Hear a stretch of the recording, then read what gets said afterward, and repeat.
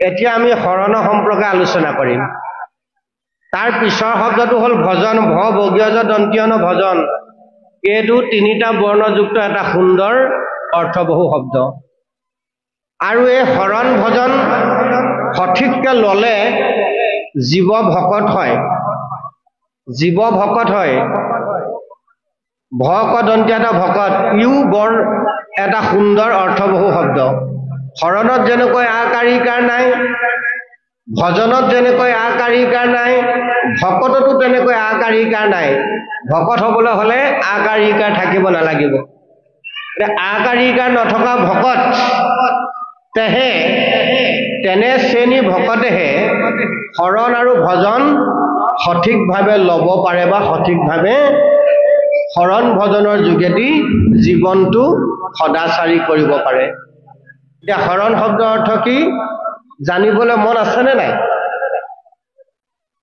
প্ৰত্যেককে শৰণ ল'ব লাগিব অকল পুৰুষে শৰণ ল'লে বোলে আইসকলে শৰণ নোলোৱাকৈ চলি যাব তেনেকৈ নহ'ব মতাই ভকতি কৰে মাইকীয়ে চৰুত খাই সেই ভকতি সৰহকৈ বাঁহলৈ যায় মনত ৰাখিব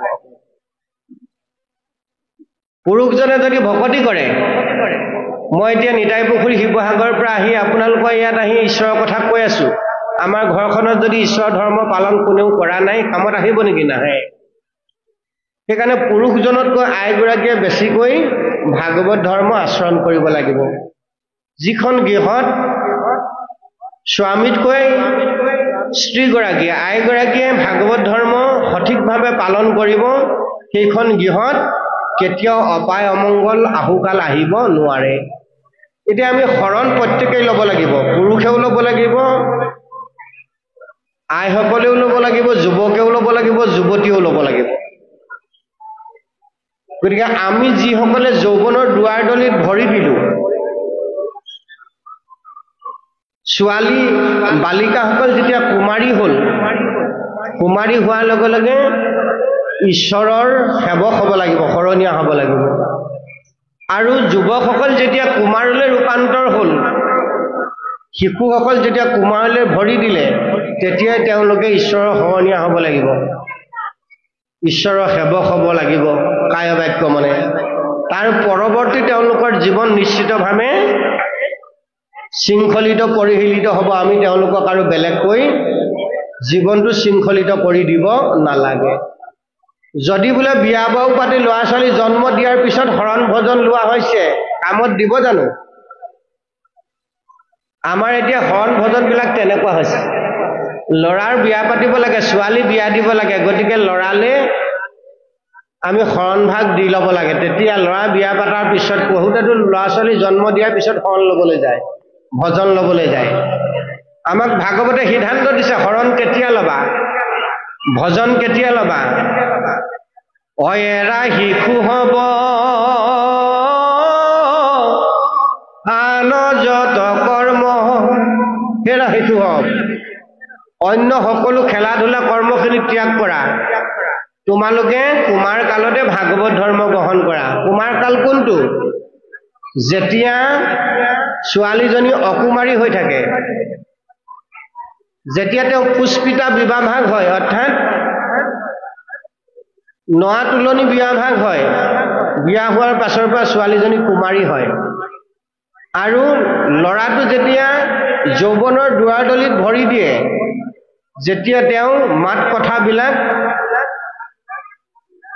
পৰিৱৰ্তন হয় তেওঁ লাহেকৈ কুমাৰলৈ ৰূপান্তৰ হয় সেইখিনি সময়তে ছোৱালীজনীক সেইখিনি সময়তে ল'ৰাটিক যদি ঈশ্বৰৰ ভক্তিৰ লগত সংপৃক্ত কৰি দিব পৰা যায় তেওঁ জীৱনটো কেতিয়াও উশৃংখল বিশৃংখল হ'ব নোৱাৰে এতিয়া সেই আমি উশৃংখল আৰু বিশৃংখল জীৱন যাপন কৰিব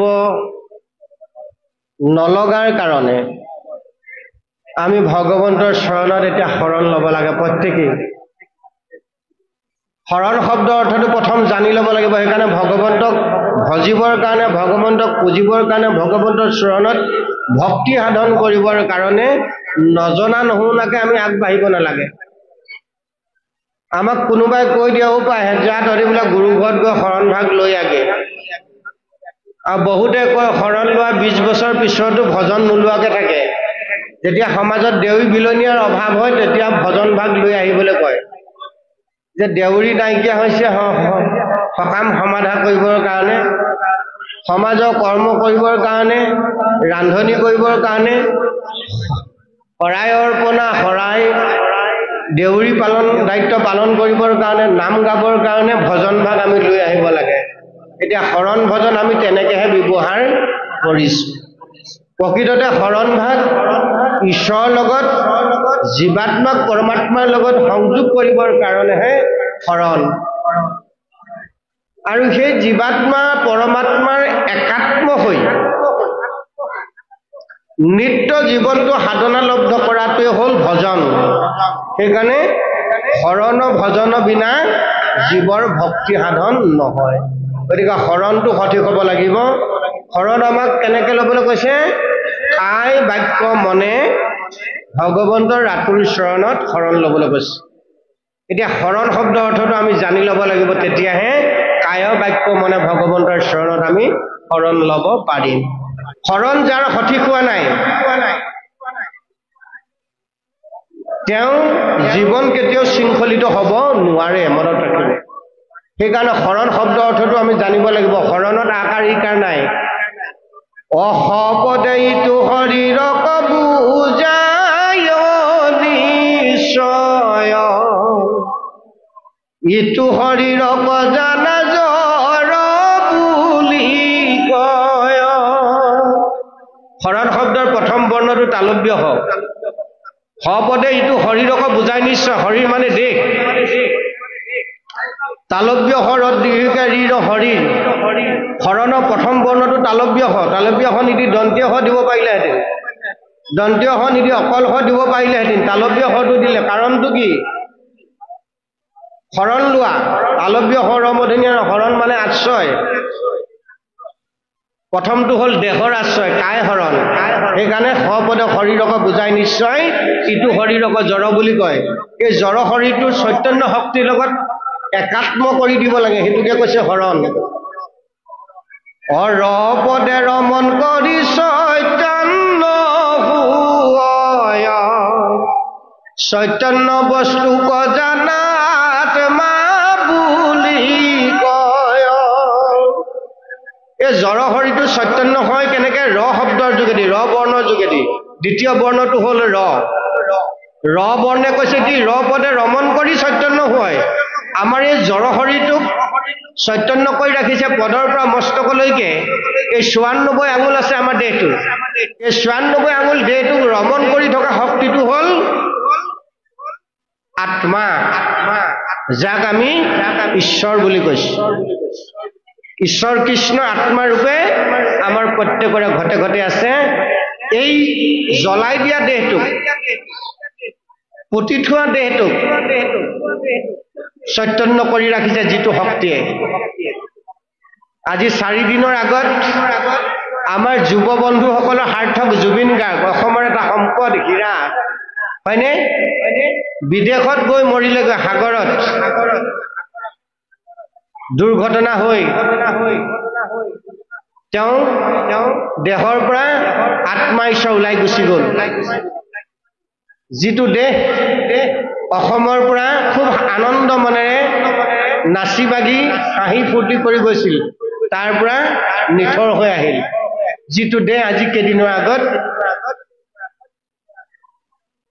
আমি সন্মুখত লৈ হাকুল ব্যাকুল কৰিলো পৰহি দিনা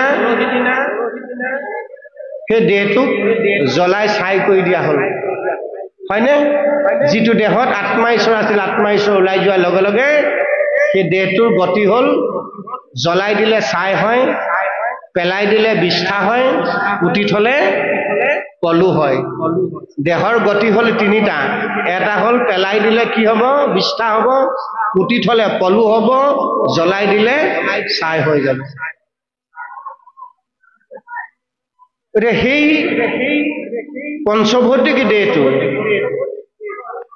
যাৰ লগত সংপৃক্ত হৈছে ৰমন শক্তি ঈশ্বৰৰ লগত যি আমাক চৈতন্য কৰি ৰাখিছে সেই চৈতন্য ঈশ্বৰৰ চৰণত আশ্ৰয় যদি আমি ল'ব পাৰোঁ দেহটোৱে নটোৱে কি কৈছে তেতিয়া কি হ'ব নপদে নৱনীত নিৰ্গুণ নপদে নৱনীত নিৰ্গুণ হয় নিৰ্গুণত আশ্ৰয় কৰি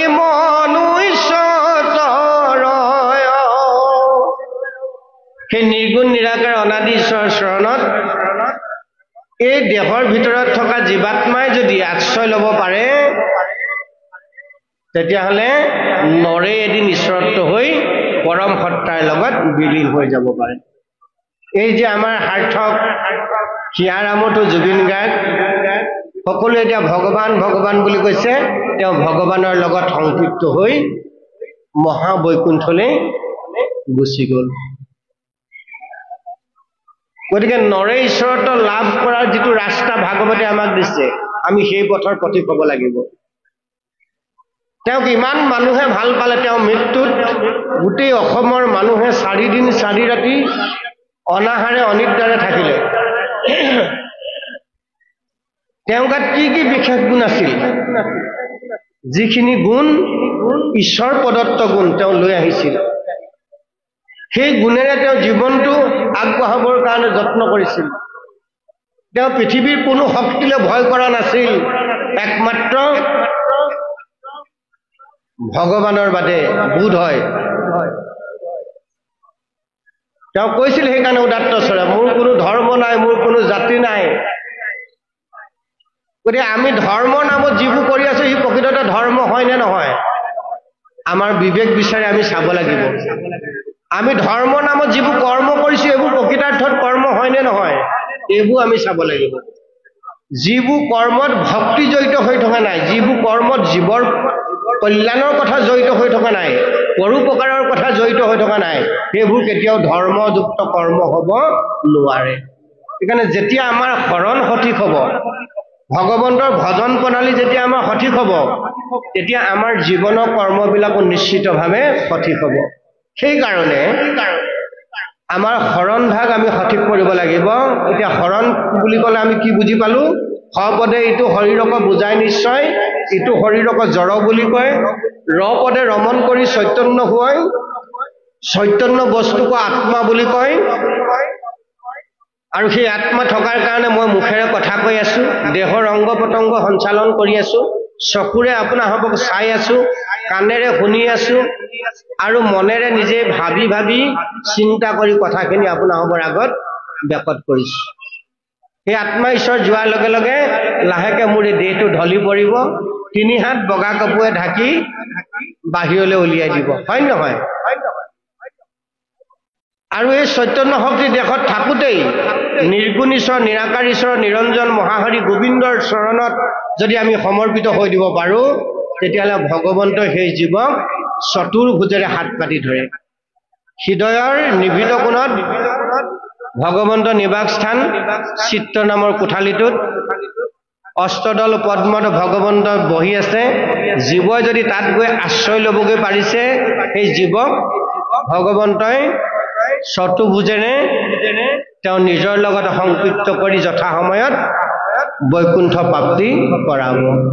যি কায় বাক্য মন তেনেদৰে সমৰ্পণ কৰি দিলে ভগৱন্তই সেই জীৱক জীৱনৰ সঠিক ৰাস্তাত বাট বুলিবৰ কাৰণে, খোজকাঢ়িবৰ কাৰণে হৃদিস্থিত হৈ হৃদয়ত থাকি বিবেক নামৰ শক্তিটোত, বিবেক বোলা বস্তু এটা মানুহক অতি দায়াতৰে দিলে, সেই বিবেক বোলা শক্তিটোত অনুকূল বায়ু ৰূপে ভগৱন্ত সেই জীৱ সৰ্বক্ষণে কৃপা কৰিব।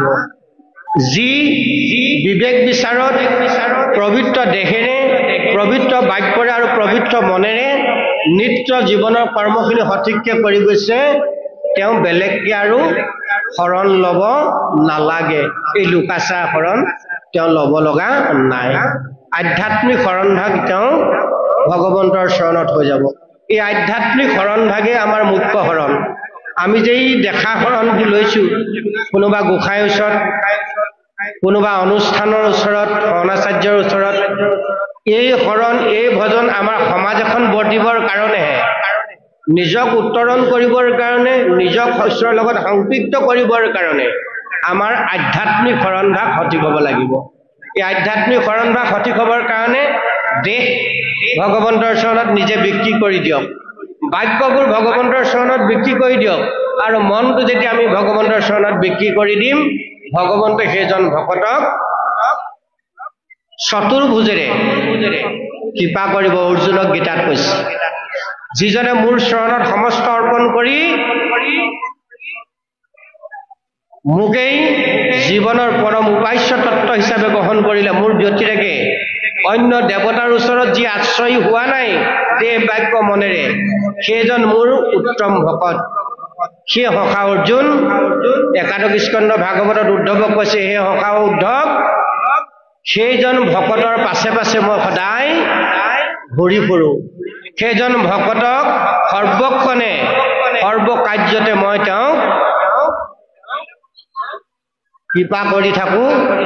তেওঁ সকলো বিপদৰ পৰা আদি ভৌতিক আদি দৈবিক আধ্যাত্মিক তিনি তাপৰ পৰা তেওঁক মই নিবৰ্তমান কৰোঁ। এতিয়া সাৰ পাই আমি বিচনাতে ভগৱন্তক খাটিব লাগে যে, হে প্ৰভু, তোমাৰ চৰণত কৌটি কৌটি মই নমস্কাৰ জনাইছোঁ, সেৱা জনাইছোঁ তোমাক, শত সহস্ৰ বাৰ হৃদয়ৰ নিভৃত কোণৰ পৰা ধন্যবাদ আৰু পৰম কৃতজ্ঞতা জ্ঞাপন কৰিছোঁ। কিয়? এই কাৰণে যে তোমাৰ কোলাত আশ্ৰয় লোৱাৰ পাছত তুমি মোক এটা দিব্য দিনৰ উপহাৰ দিলা, অৰ্থাৎ তুমি এটা নতুন দিন মোক আজি প্ৰদান কৰিলা, তুমি মোক পুনৰ জীৱন দান দিলা। শুই থাকোঁতে যে মই সাৰ নোপোৱাকৈ পাৰ হৈ নগ'লোঁ, তুমি যে মোক পুনৰ কৃপা কৰি এটা দিন উপহাৰ দিলা, তাৰ কাৰণে তোমাক কৌটি কৌটি ধন্যবাদ।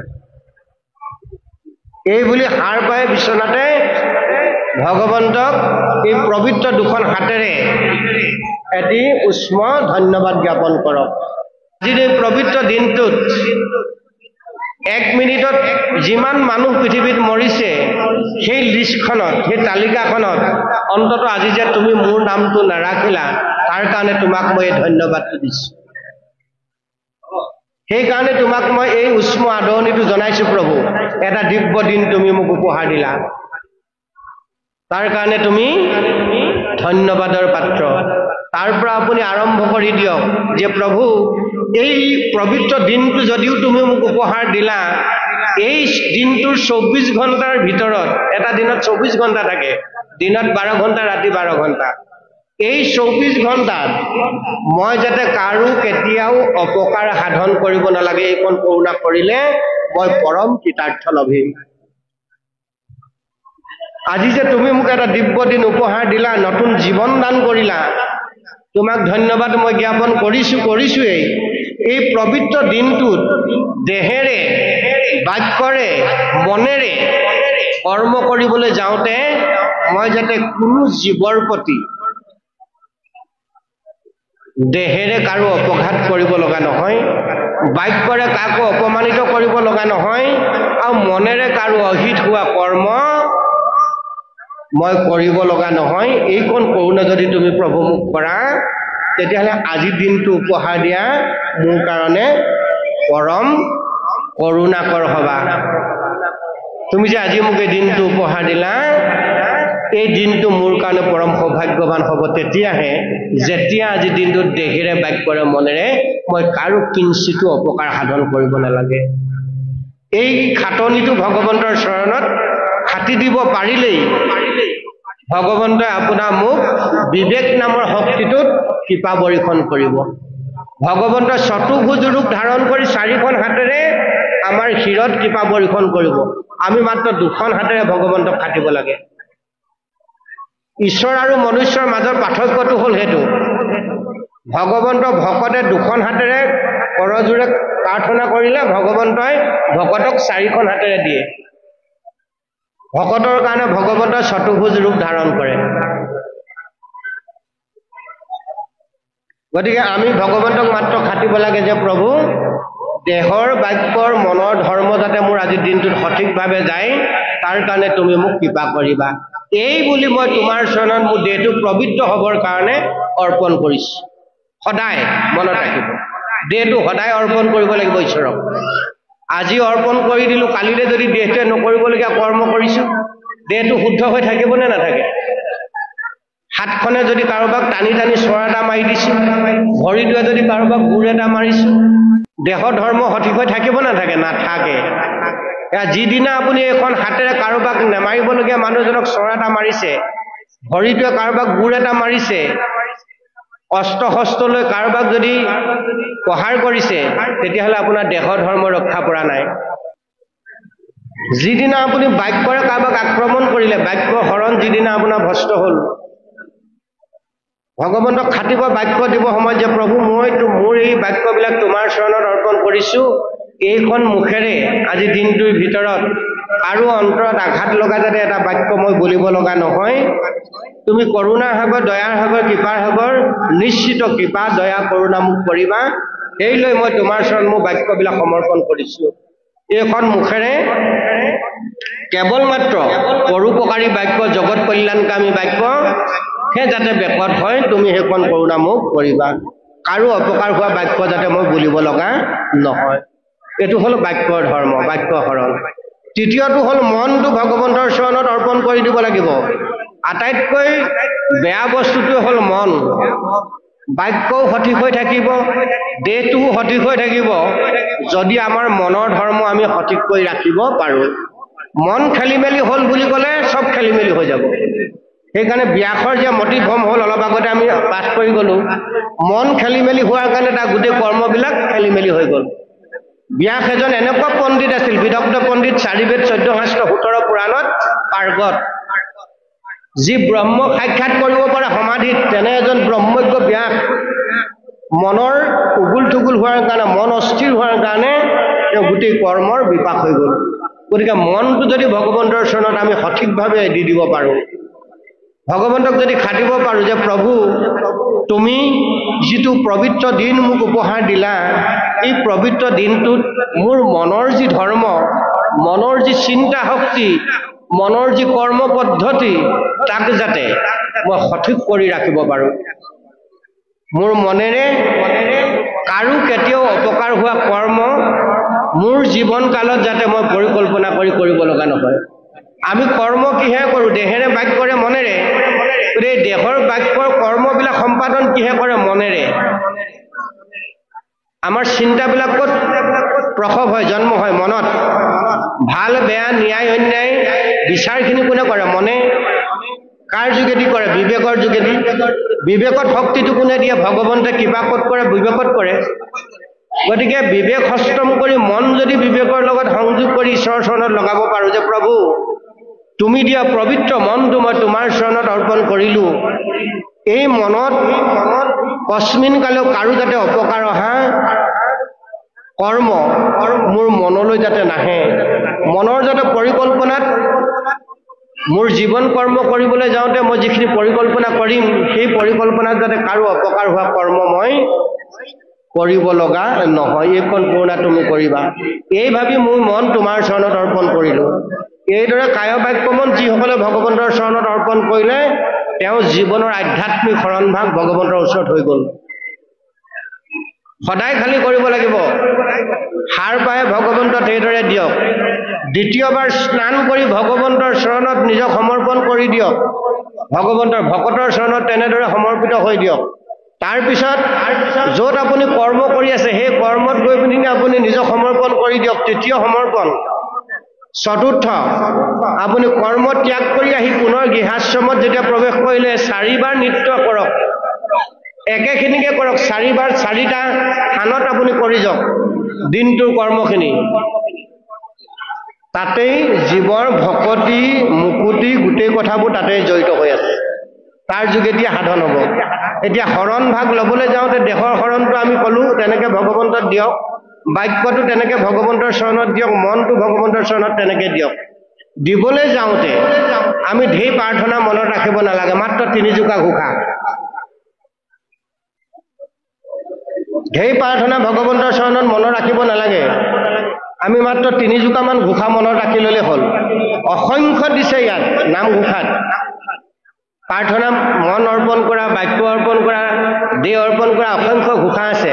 তাৰ ভিতৰতে আমি 3 জোকা বাছি লওঁ দেহটো ভগৱন্তৰ চৰণত অৰ্পণা কৰিছো কি বুলি অনমাগু সুখ ভোগ নলাগে মুকুতি তোমাৰ চৰণে মাত্ৰ থাকো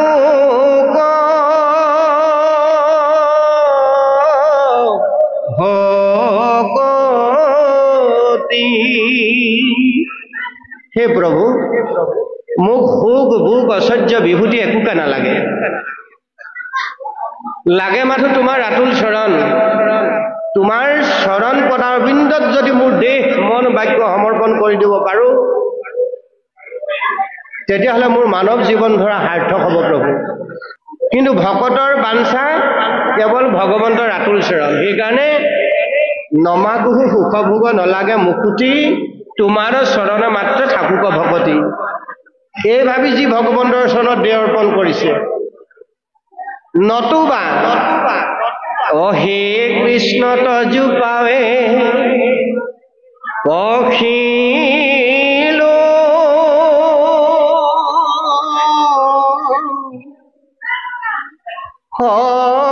হৰণ মই অনাথৰ নাথ তুমি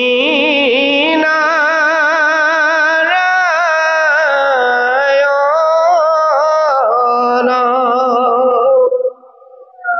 হে কৃষ্ণ তুমি মোৰ নাথ মই প্ৰভু অনাথ তোমাৰ কৃপাৰ অবিহনে মোৰ জীৱনটো অসাৰ গতিকে মই তোমাৰ চৰণত শৰণে পকিছো মোক তোমাৰ দাসৰু দাস কৰি তোমাৰ চৰণৰ কৃপা মোৰ শিৰত বৰিখন কৰা এই ভাবি যি এই চিন্তাৰে যি ভগৱন্তৰ চৰণত নিজক সমৰ্পণ কৰি দিছে যে সুখ ভোগ ঐশ্বৰ্য বিভূতি প্ৰভু মোক একোকে নালাগে লাগে মাত্ৰ তোমাৰ আতুল চৰণ তুমি দিওঁ বুলি ক'লে এই সংসাৰত মোক মোৰ পৰা কোনেও নিব নোৱাৰে আৰু তুমি নিদিও বুলি ক'লে মই যিমান কষ্ট কৰি মোৰ ঠেকেছিলেও একো লাভ কৰিব নোৱাৰো সেইকাৰণে ভাগৱতত আমাক সিদ্ধান্ত দিলে যে ঈশ্বৰৰ ইচ্ছা নহ'লে গছৰ শুকান গছপাত খিলাও তললৈ খহি নপৰে অজস্ৰ টকা সম্পত্তি ধন দৌলত থকাৰ পিছতো ভগৱন্তই সেই জীৱটোক নিওঁ বুলি ক'লে কোনেও ৰাখিব নোৱাৰে সেইকাৰণে এই পৰম সত্যটো উপলব্ধি কৰি যাৰাসকলে দেহটো তেনেদৰে ভগৱন্তত অৰ্পণ কৰিছে তেনেদৰে অৰ্পণ কৰা দেহটো ভগৱন্তৰ চাৰি হাতে সাৱটি লওঁ বুলি কৈছে গীতাত অৰ্জুনৰ আগত কৈছে সৰ্বধৰ্মান পৰিত্যজ্য মামেকং শৰণং ব্ৰজ অহং ত্বং সৰ্ব পাপেভ্যো মুচ্যস্যামি মা শুচং হে সখা অৰ্জুন সৰ্বধৰ্ম এৰি এক শৰণ সাক্ষাৎ ক্ষুদ্ৰীহ বিশ্বাসে সখী লয়ো আমাক নকৰিবা ভয় হেৰা কৰো অংগীকাৰ সমস্ত পাপতে মই কৰিবো উদ্ধাৰ গীতাৰ সাৰমৰ্মটো হ'ল সেইটো যে সৰ্বধৰ্ম এৰি এক শৰণ সাক্ষাৎ মনত ৰাখিব গীতাৰ সাৰটো হ'ল অষ্টাদশ অধ্যায় 18 অধ্যায় গীতাৰ সাৰটো হ'ল এক শৰণ এক কৃষ্ণ শৰণ আৰু কেনেকৈ ল'বলৈ কৈছে সুদৃঢ় বিশ্বাসে দৃঢ় বিশ্বাস হ'লেই নহ'ব ভগৱন্তৰ চৰণত বিশ্বাসেই আমাৰ নাই ভগৱন্তৰ ৰক্ষা কৰিব নে নকৰে আৰু সেই বিশ্বাসটোক দৃঢ়লৈ ৰূপান্তৰ কৰাটোতো টান কাম আমি বিশ্বাসেই নকৰোঁ ঈশ্বৰ আছে বুলি আৰু যি যি বিশ্বাস কৰোঁ সেই বিশ্বাসটো দৃঢ়তালৈ আমাৰ নাহে সেই দৃঢ় হ'লেও নহ'ব বুলিছে, দৃঢ়ৰো দৃঢ়, সুদৃঢ় বিশ্বাস হ'ব লাগিব ঈশ্বৰৰ চৰণত। বোলে ৰাখে হৰি মাৰে কোনে, মাৰে হৰি ৰাখে কোনে। অল্প বিশ্বাস, দৃঢ় বিশ্বাসত ঈশ্বৰক পোৱাটো কঠিন। সেইকাৰণে ঈশ্বৰৰ বিশ্বাসটো হ'ব লাগিব সুদৃঢ়। গতিকে সুদৃঢ় বিশ্বাসটো আনিবৰ কাৰণে আমাৰ শৰণভাগ সঠিক হ'ব লাগিব। সুদৃঢ় বিশ্বাসটো ভগৱন্তৰ চৰণত আহিবৰ কাৰণে আমাৰ ভজন প্ৰণালীটো সঠিক হ'ব লাগিব। ৰাতিপুৱা গধূলি 2 বেলা আমি আধা ঘণ্টা সময় নিশ্চিতভাৱে ঈশ্বৰৰ কাৰণে উলিয়াব লাগিব। পাৰিলে বেছি সময় উলিয়াব লাগে। দিনটোৰ 24 ঘণ্টাত আমি 1 ঘণ্টা হ'লেও ঈশ্বৰৰ লগত সংযুক্ত হ'বই লাগিব। আৰু শৰণ ভজন যেতিয়া সঠিক হ'ব, আমাৰ ভক্তিটো সঠিক হ'ব। আমি ভক্তি মানে কৰ্মখিনি আমাৰ সঠিক হ'ব, আচৰণখিনি সঠিক হ'ব। আৰু ভক্তি কৰ্ম যেতিয়া সঠিক হ'ব, জীৱনটো সদাচাৰী হ'ব। এই দেহটোৱে যাতে সদা সৰ্বদাই 2খন হাতেৰে মই তোমাৰ সৃষ্ট জীৱৰ কল্যাণৰ অৰ্থত কৰ্মখিনি কৰিব পাৰোঁ। ভৰিকেইটাই যাতে তোমাৰ পবিত্ৰ পুণ্য ক্ষেত্ৰলৈ মই যাব পাৰোঁ। মনেৰে যাতে পবিত্ৰ ভাৱনাৰে সৈতে তোমাৰ জীৱ কল্যাণ কৰ্মত মই নিজক দিনটো সমৰ্পণ কৰি দিব পাৰোঁ। এইখন কৰোণা তুমি মোক কৰিবা। এই বুলি যি দেহটো অৰ্পণ কৰিলে তেওঁ বেলেগকৈ আৰু শৰণ ল'ব নালাগে, মনত ৰাখিব। দ্বিতীয়তে বাক্যবিলাক ভগৱন্তৰ চৰণত সদায় দিয়ক, নিত্য সদায়। বাক্য দিওঁতে আমি এটা মন্ত্ৰ ভগৱন্তৰ চৰণত দিম। এই মন্ত্ৰটো কি? মুখে লৈব নাম প্ৰভু,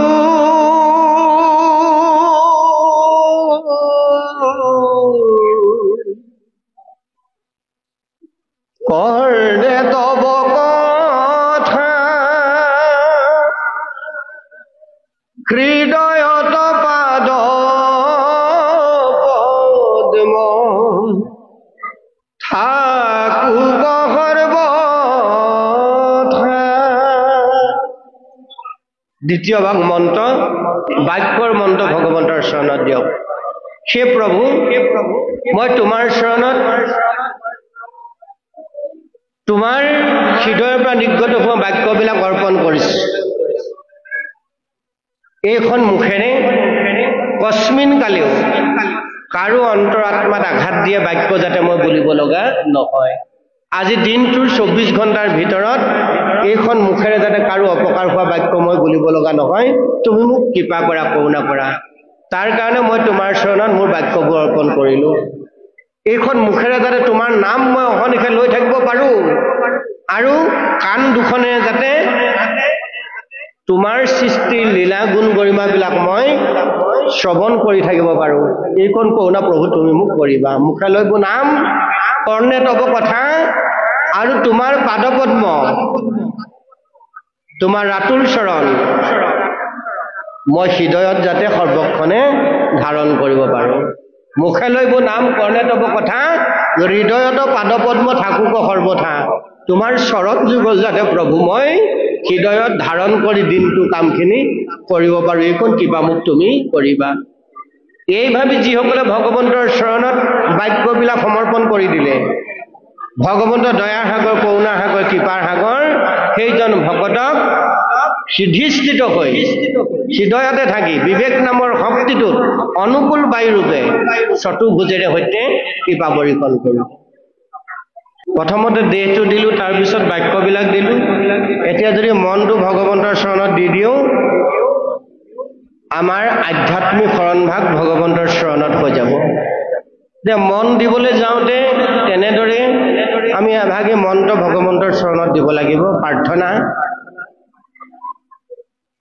মনেৰে কি বিচাৰিব লাগে? যে প্ৰভু, তোমাৰ চৰণত মোৰ আটাইতকৈ নিয়ন্ত্ৰণহীন বস্তুভাগ, অনিয়ন্ত্ৰিত বস্তুভাগেই হ'ল মন। মনটো সততে নিয়ন্ত্ৰণ কৰিব নোৱাৰোঁ। অনিয়ন্ত্ৰিত উশৃংখল মনটো তোমাৰ চৰণত মই সমৰ্পণ কৰিব বিচাৰিছোঁ।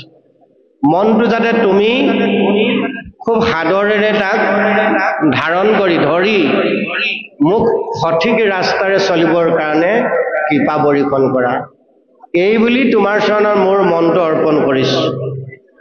আৰু মনটো অৰ্পণ কৰিবলৈ যাওঁতে মনেৰে আমি সৰ্বক্ষণে বিচাৰিব লাগে যে মনটোৱে যাতে অহনিশা সাধুৰ সংগ লয়, মনেৰে যাতে অসাধু সংগলৈ যাবলৈ মন নকৰে, অখাদ্য খাবলৈ যাতে মনটো লিকলিকাই নাথাকে, অসতি কৰ্ম কৰিবলৈ যাতে মনটো আগবাঢ়ি নাযায়, এইকণ কৰোণা যাতে প্ৰভু তুমি মোক কৰা। সেইলৈ মই মনটো তোমাৰ চৰণত অৰ্পণা কৰিছোঁ। কি বুলি? সজ্জনৰ সংগ নুগুচুক সৰ্বক্ষণে, এতেক প্ৰসাদ মাগো তোমাৰ চৰণে।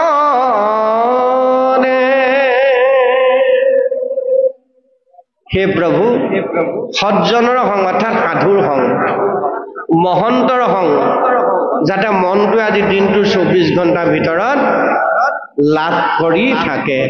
মনটো যাতে কস্মিন কালেও অসৎ সংগলৈ যাবলৈ ইচ্ছা নকৰে, অসৎ খাদ্য খাবৰ কাৰণে মনটো যাতে লিকলিকাই নাথাকে, অসতি কৰ্ম কৰিবলৈ যাতে মনটো আগবাঢ়ি নাযায়, এইকণ কৰোণা তুমি প্ৰভু মোক কৰিবা। তেতিয়াই মোৰ জীৱন ধৰাৰ সাৰ্থক হ'ব। এই ভাবি যিসকলে মনটো ভগৱন্তৰ চৰণত দিলে, মনেৰে যাতে অহনিশে তোমাৰ একান্ত ভকতৰ সংগ মই লাভ কৰি থাকোঁ।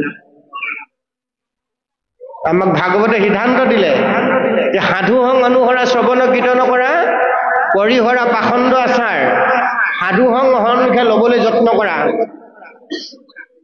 শ্ৰৱণ কীৰ্তন কৰা। শ্ৰৱণ কীৰ্তন কি? ভক্তি। কাৰ ভক্তি? ভগৱন্তৰ ভক্তি। শ্ৰৱণ আৰু কীৰ্তনৰ জৰিয়তে ভগৱন্তৰ ভক্তি সাধন হয়। মনেৰে যাতে শ্ৰৱণ কীৰ্তন ধৰ্ম গ্ৰহণ কৰে। আপুনি মই মনটো তেনেদৰে ভগৱন্তৰ চৰণত দিয়াৰ পিছত, সন্তৰ সংগত মনটো ৰাখিবৰ কাৰণে ভগৱন্তক কোৱাৰ পিছত, অসতৰ পৰা আঁতৰি ৰাখিবৰ কাৰণে কোৱাৰ পিছত ভগৱন্তই আপোনাক মোক কৃপা কৰিব। বিবেকত কি কৃপা কৰিব? আপুনি দিনটো যদি চাকৰি কৰিছে, চাকৰি জেগাটো আপোনাক অসৎ ব্যক্তিৰ সংগ কেতিয়াও নিদিয়ে। ব্যৱসায় কৰিছে, ব্যৱসায় জেগাটো আপোনাক অসৎ ব্যক্তিৰ সংগ কেতিয়াও নিদিয়ে। অসৎভাৱে টকা উপাৰ্জন কৰা বুদ্ধি পৰামৰ্শ আপোনাক হৃদয়ত থাকি ভগৱন্তই কেতিয়াও নিদিয়ে। যি কৰ্মবিলাক শুদ্ধকৈ কৰিলে, দেহৰ কৰ্ম, বাক্যৰ কৰ্ম, মনৰ কৰ্ম, তেওঁ শৰণ ভজন ভক্তি আৰু সদাচাৰী জীৱন সঠিক হৈ গ'ল। এনেই যদি দেখাক দেখি শৰণৰ যোগেদি, দেখাক দেখি ভজনৰ যোগেদি আমি কৰ্ম কৰি আছো তথাকথিত শৰণ ভজনে, তেতিয়াহ'লে তাৰ যোগেদি জীৱন কেতিয়াও শৃংখলিত আমাৰ নহয়। আমি সেইকাৰণে কৈছো, এৰা শিশু হ'ব আনজত কৰ্ম কৰিও কুমাৰৰ কালত ভাগৱত ধৰ্ম। কুমাৰ কালতে ভাগৱত ধৰ্ম গ্ৰহণ কৰক। বিয়া বাৰু পাতি সতি সন্তান জন্ম দিয়াৰ পিছত ধৰ্মীয় কাজ কামখিনি কৰিবৰ কাৰণে শৰণ ভজন ল'ব নালাগে। দেহৰ শৰণ ল'ব লাগে, বাক্যৰ শৰণ, মনৰ শৰণ ল'ব লাগে। সেইকাৰণে দেহটোৱে যাতে বেয়া কাম কৰিব নোৱাৰে, মনেৰে যাতে বেয়া চিন্তা, বেয়া ভাৱনা কৰিব নোৱাৰে, বাক্যৰে যাতে বেয়া আচৰণ কৰিব নোৱাৰে, তাৰ কাৰণেহে দেহৰ, বাক্যৰ, মনৰ শৰণ। সেইকাৰণে কৈছে কায় বাক্য মনৰ শৰণ। কায় মানে দেহ, বাক্য হ'ল ভগৱন্তৰ নাম সন্নিৱিষ্ট শব্দৰ গাঁথনি, আৰু মনটো আপোনাৰ হবে জানেই, মনৰ স্থিৰতা সঠিক কৰিবৰ কাৰণে, মনৰ পবিত্ৰতা ৰক্ষা কৰিবৰ কাৰণে আমি ভগৱন্তৰ চৰণত মনটো সমৰ্পণ কৰি দিব লাগে। আৰু যি তেনেদৰে ভগৱন্তক নিজক সমৰ্পণ কৰি দিলে, তেওঁ জীৱন কেতিয়াও বিপথগামী হ'ব নোৱাৰে। মানুহ মৰিব, মৰাটো ডাঙৰ কথা নহয়। আপুনি মৰিলে, আজি গৈ কালিলৈও মৰিব পাৰে। আপোনাৰ আয়ুস যিমান আছে সিমানত আপুনি মৰিলে, আপোনাৰ মৃত্যুটো তেতিয়াও অমৃতময় হ'ব বুলি কৈছে। আপোনাৰ মৃত্যুটো অথলে নাযায়। আমি বোলে 100 বছৰ জীয়াই থাকিব লাগিছিলে, তেওঁ 40 বছৰতে মৰিলে, বা 25-30 বছৰতে মৰিলে। সেইটো আপুনি মই দুখ কৰিব লগা নাই, কাৰণ ভগৱন্তই আমাক সিমান সময় আয়ুস দিয়েই পঠাইছে। কিন্তু সেই 25 বছৰ বা 30 বছৰ থকাৰ সময়ত তেওঁ কি খিনি ভাল কাম কৰিলে আৰু কি বেয়া কাম কৰিলে, এইটোহে তেওঁৰ জীৱনটোৰ মাপকাঠি হ'ব। কোনোবা 110 বছৰ জীয়াই থাকিলে তেওঁ জীৱনত যদি ভাল কাম এটাও কৰিব নোৱাৰিলে তেওঁৰ জীৱনৰ কি মূল্য আছে? 110 বছৰীয়া জীৱনটো তেওঁ কি মূল্য আছে? এতিয়া জুবিন গাৰ্গ 50-53 বছৰ বয়সতে মৃত্যু হ'ল। তেওঁ মৰিও অমৰ হৈ থকা নাই জানো? আমাৰ বহু আটা পুৰুষ 100 বছৰ 105 বছৰ থাকিলে তেওঁ জীৱনত ভাল কাম এটাও কৰিবই নোৱাৰিলে। তেওঁৰ 100 বছৰ জীৱনটো পোৱা কি সাৰ্থকতা হ'ল জানো? সেইকাৰণে ভাগৱতে আমাক এতিয়া সিদ্ধান্ত দিছে, স্বধৰ্মক তেজি ভজে কৃষ্ণক সম্প্ৰতি যেবে প্ৰেমপূৰ্ণভাৱে নভৈল ভকতি। যদি পূৰ্ণ নহ'ল ভকতি সাধনটো পূৰ্ণ নহ'ল, অল্পতে তেওঁ প্ৰাণবায়ু গ'ল। ভৈল ভস্ত যদি বা অল্পত গ'লা প্ৰাণ, জানা নাহি তথাপি তাহাৰ অকল্যাণ, সেইজনৰ অকল্যাণ নাই। জুবিন গাৰ্গৰ যেনেকুৱা অকল্যাণ নাই। আমাৰো কালিলৈ যদি কাৰোবাৰ প্ৰাণবায়ু যায়, আজি সিদ্ধান্ত লোৱাৰ পিছত আধ্যাত্মিক শৰণেৰে ভকতি কৰিম বুলি কৰাৰ পিছত যদি আমি কালিলৈ শুই থাকোঁতে আমাৰ প্ৰাণবায়ু গ'ল, সেইজনো অকল্যাণ নাই বুলি কৈছে। উদ্ধ বাহু কৰি হেৰা কৰো অংগীকাৰ, অধম জাতিটো যদি জন্ম ভৈল তাৰ, জ্ঞানীটো কৰ্মীটো কৰি অৱশ্যে অধিক, দেৱৰো বন্দনী সিটো ভকতি ৰখিব। সেইজন জ্ঞানমাৰ্গী কৰ্মমাৰ্গী সকলতকৈ শ্ৰেষ্ঠ, যিজনে ভকতি কাৰণে নিজক প্ৰস্তুত কৰিছিলে। ভক্তি সাধনৰ কাৰণে সংকল্পবদ্ধ হৈ স্বধৰ্ম ত্যাগ কৰি ঈশ্বৰ কৃষ্ণৰ ভক্তি সাধনৰ নিমিত্তে নিজক ভগৱন্তৰ চৰণত সমৰ্পণ কৰিছিলে। তেওঁ অল্পতে প্ৰাণবায়ু গুচি গ'ল। দুদিনৰ পিছতে তেওঁ মৃত্যু হ'ল। ভকতি সাধন কৰিবলৈ নাপালে, সেইজনৰ অকল্যাণ নাই বুলি কৈছে। উদ্ধ বাহু উচ্চ কৰি ভগৱন্তই কৈছে কৰো অংগীকাৰ, অধম জাতিটো যদি জন্ম ভৈল তাৰ, কৰ্ম দুখে তেওঁ যদি বেলেগ এটা নিজ যোনিটো তেওঁ জন্মগ্ৰহণ কৰিলে, জ্ঞানী লোকতকৈ কৰ্মকাণ্ডীয় লোকৰকৈ সেইজন শ্ৰেষ্ঠ বুলি কৈছে। সেইজনক দেৱতাই বন্দনা কৰে বুলি কৈছে। দেৱৰো বন্দনী সিটো ভকতি ৰসিক, দেৱতায়ো সেইজনক বন্দনা কৰিব লাগিব। কোনজন? যিজনে ভক্তি সাধনৰ নিমিত্তে ঈশ্বৰ কৃষ্ণৰ সেৱাৰ নিমিত্তে নিজক উৎসৰ্গা কৰি দিলে, সমৰ্পণ কৰি দিলে, সকলো দেৱধৰ্ম ত্যাগ কৰিলে। এক কৃষ্ণদেৱ কৰিও সেও হৰিও তাহানৰ নাম, কৃষ্ণ দাস হৈয়া প্ৰসাদ ভঞ্জিয়া, হস্তে কৰা তান কাম। নিজক ঈশ্বৰ কৃষ্ণৰ লগত সমৰ্পণ যিসকলে কৰি দিলে, সেইসকলে যদি অল্পতে প্ৰাণবায়ু গ'ল, সেইসকলৰ জীৱনৰ কোনো অকল্যাণ সাধন নহয়।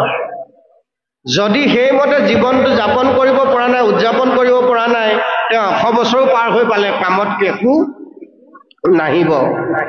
সেইকাৰণে ইয়াত খুব কৈছে, অহেন জানি মহা বুদ্ধিমন্ত যি তুজন, অভকতিৰ অৰ্থে মাত্ৰ কৰো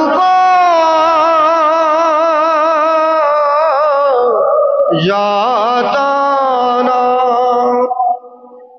হেন জানি সেই নৰ সমস্ত, সেই জীৱশ্ৰেষ্ঠ মনুষ্য, যাৰ